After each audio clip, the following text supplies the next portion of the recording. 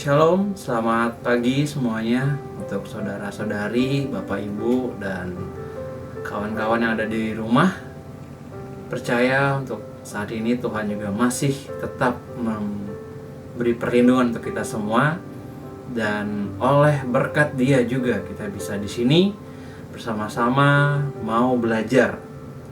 Dan Devotion from Home pada hari ini kita akan mau belajar bersama-sama dengan judul The Right Motive. Nah, bagaimana kita mau melihat motivasi kita yang benar untuk membangun hubungan bersama Tuhan. Ya. Jadi sebelum itu aku juga ada beberapa pertanyaan untuk Devotion from Home kali ini juga. Mungkin kalau untuk Bapak Ibu yang ada di rumah ataupun kawan-kawan yang ada di rumah, motivasi kalian semua ataupun Anda di rumah nonton Devotion from Home ini karena apa gitu ya. Mungkin bisa direnungkan dulu gitu kan di pagi hari, karena ada aja gitu kan motivasinya. Mungkin dibilang tentang kebetulan ataupun disuruh orang jadinya kepaksa, ataupun karena kebutuhan kita. Oke, kebutuhan kita. Dan sama halnya seperti kalimat ini, kita itu makan untuk hidup atau hidup untuk makan. Pasti, ya benar. Yang pasti kita adalah di sini makan untuk hidup. Kenapa seperti itu? Karena kita langsung saja ya, kita mau buka kitab kita di Mazmur 1. Mazmur 1 ayat yang 1, yang pertama sampai dengan yang kedua ya. Bisa dibuka untuk Alkitabnya ataupun di handphonenya, bisa saja langsung dibuka dan saya bacakan. Berbahagialah orang yang tidak berjalan menurut nasihat orang fasik, yang tidak berdiri di jalan orang berdosa, dan yang tidak duduk dalam kumpulan pencemooh. Tetapi, nah ini nih, saya sangat suka banget nih kalau udah dibilang tetapi, yang kesukaannya ialah Taurat Tuhan, dan yang merenungkan Taurat itu siang dan malam. Mungkin saudara-saudari yang ada di rumah juga sudah sering mendengar firman ini, sering bahkan ada yang hafal ya. Itu saya appreciate banget, karena disinilah kita juga kan mau belajar dan menyimak bersama-sama dengan sudut pandang yang baru dari motivasi kita. Di sini udah mengatakan karena apa? Berbahagia gitu kan. Udah di-mention di ayat yang pertama itu di Mazmur, berbahagia orang. Kalau di English version-nya itu blessed. Jadi diberkati gitu kan. Orang yang tidak berjalan. Ya. Nah, perhatikan ada 3 aktivitas. Kalau bisa disimak lagi dari ayat yang pertama, 3 aktivitas.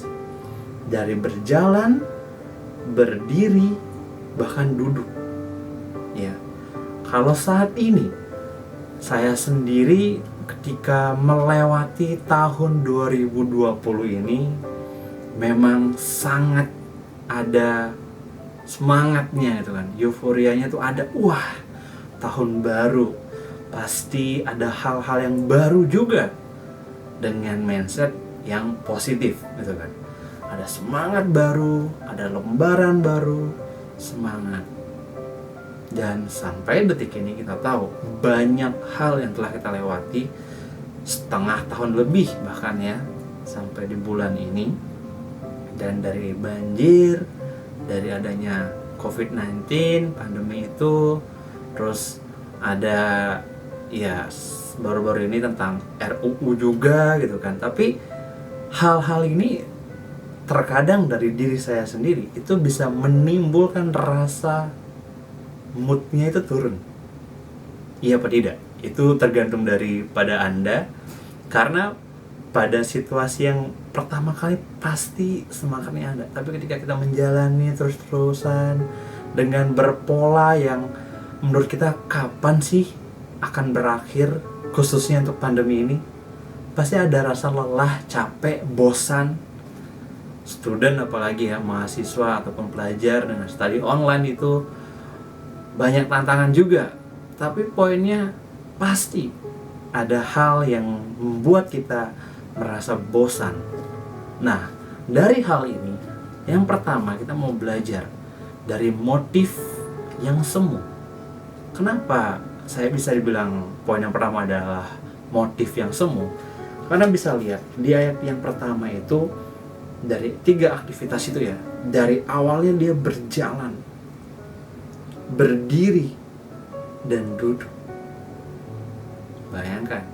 Tapi kalau di sini konteksnya itu sudah diterang-terangi ya, tidak berjalan. Tapi secara kontrasnya itu di dalam kehidupan kita sendiri itu, ini ibaratnya juga tuh seperti semangat kita juga sebagai manusia ya. Kadang-kadang juga wah bersemangat banget gitu kan, tapi ntar lesu, loyo gitu kan. Nah, dari hal ini saya pun teringat bagaimana murid Kristus pun ada seperti itu. Siapa? Langsung saja, namanya adalah Yudas Iskariot. Kenapa seperti itu? Kenapa juga saya mau mention murid Yesus yang ini? Karena bayangin, Yudas dia adalah murid Kristus yang telah dipilih oleh Yesus terlebih dahulu. Dan singkat cerita, kalau memang Bapak Ibu, teman-teman juga membaca atau mengetahui tentang cerita ini, Yudas pun berkhianat. Dia menjual Yesus, menjual Yesus. Tapi ada respon yang janggal juga. Kenapa? Karena pada akhirnya Yudas mati. Dia menggantung dirinya sendiri gitu. Nah, kenapa aku bilang di sini motif yang salah? Karena dari hal yang semu itu, ketika kita mulai, contohlah hal yang sederhana juga. Kalau saya memiliki seumpama nih, aduh kepengen banget ngelihat sepatu gitu kan. Wah, ini sepatu bagus, pengen banget beli gitu. Pengen, udah mulai nabung, terus di suatu hari saya bisa beli. Sudah beli, tapi dengan berjalannya waktu juga kayak biasa aja. Bosen gitu. Jadi kayak semangatnya itu kayak padam gitu loh. Pasti kan pernah juga Bapak Ibu yang ada di rumah, saudara-saudara juga, teman-teman yang ada di rumah, pernah kan? Entah membeli barang hal apa aja, pasti pernah merasakan hal itu. Ketika punya laptop baru mungkin, awalnya wah semangat, tapi wah biasa aja tuh gitu maksudnya. Pasti pernah. Tapi hal inilah menurut aku juga kurang tepat ketika kita melakukan ataupun membangun hubungan kita kepada Tuhan dengan motivasi yang semu. Itu poin yang pertama. Dan selanjutnya, ini motivasi yang kedua adalah bagaimana kita bersungguh-sungguh. Poin yang kedua adalah sungguh-sungguh. Kenapa sungguh-sungguh? Bisa dilihat kembali di ayat yang kedua. Ini sudah jelas, sangat-sangat jelas. Dibilang, tetapi kesukaannya ialah Taurat Tuhan, dan yang merenungkan Taurat itu siang dan malam. Aku mau mention 2 kata, yaitu kesukaannya, dan merenungkan. Itu hal yang ketika menyukai dan merenungkan itu ditambah, dijadikan satu, itu suatu hal yang luar biasa menurut saya itu. Kenapa demikian? Contoh ya, salah satu mungkin belakangan ini sebulan ataupun ya 3 bulan lah. 3 bulan itu hal yang sederhana yang saya lihat itu seperti contoh ya Pastor Petra. Kenapa seperti itu? Karena bayangin, beliau sendiri suka dengan makanan yang berprotein, yaitu daging gitu. Sampai ketika di batas kesukaannya itu, ia pun melihat cara masaknya, melihat daging, membeli dagingnya, bahkan membeli rempah-rempah, memasak gitu, membeli perlengkapan masak juga, bahkan sampai ada momen tangannya tergores oleh pisau. Itu bisa tidak dibayangkan, itu bagaimana ketika kita menyukai sesuatu hal sampai sedemikian rupa, sampai kita hidupi, sampai kita menghayati, yaitu merenungkan dan melakukan. Dan itulah menariknya, ketika kita juga membangun hubungan, ketika kita memiliki motivasi yang sungguh-sungguh, enggak semu ya, tapi sungguh-sungguh kita mau untuk merenungkan, menyukai, delight. Itu kalau bahasa Inggrisnya itu versionnya seperti itu, dia bilang delight. Wah, bayangkan selayaknya Pastor Petra itu, dia sampai memasak walaupun sakit kadang sampai tergores, tapi tetap memasak dan ada hasil yang sangat luar biasa dari motivasi kita yang bersungguh-sungguh. Nah, aku juga teringat bagaimana juga murid Kristus, yaitu Petrus, dia menyangkal juga Yesus 3 kali sebelum ayam berkokok ya. 3 kali. Bayangkan, itu menyangkal juga, sama kan, menyangkal. Dalam arti Yudas pun mengkhianati, Petrus pun itu kalau menyangkal juga itu mengkhianati juga. Tetapi lihat di Yohanes 21, bagaimana Yesus pun kembali mengingatkan, bertanya, apakah engkau mengasihi aku? Dia menanyakan juga berkali-kali, yaitu 3 kali juga. Dia make sure bagaimana hatinya. Dan itulah motivasi kesungguh-sungguhan ketika kita mencari. Walaupun kita jatuh jauh, tapi ketika kita sadar, kita mau untuk belajar kembali, selalu mencari Dia, selalu bangun untuk belajar. Ibaratnya juga makanan dan minuman. Kita haus, kita minum. Kita lapar, kita makan. Dan itulah bedanya. Bagaimana ketika kita memiliki motivasi yang semu dan memiliki motivasi yang bersungguh-sungguh. Karena ketika semu, bayangkan tadi ya, dia berlari, berdiri, dan duduk. Itu sama halnya cara musuh kita, cara mengelabui kita dengan apa? Yaitu dia mencuri, membunuh, dan membinasakan. Itu teknik yang sangat luar biasa juga dari iblis, dan dia ahlinya.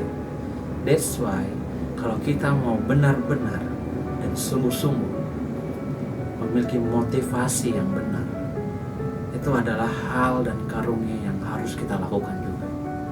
Karena dari sana ketika kita memiliki hal itu, ada kemenangan yang sejati yang akan kita dapatkan. Maka oleh sebab itu ya, ketika kita sadar, enggak hanya sadar juga, tapi kita perlu niat yang menghasilkan tindakan. Ada hasil, ada buah. Bukan hanya mengambang dalam arti sadar doang, tapi dengan iman, dengan keyakinan juga ada hasil. Disinilah kita sebagai anak-anak Allah, ketika kita sadar sebagai anak-anak Allah, mari kita jangan jemu-jemu untuk mencari Tuhan.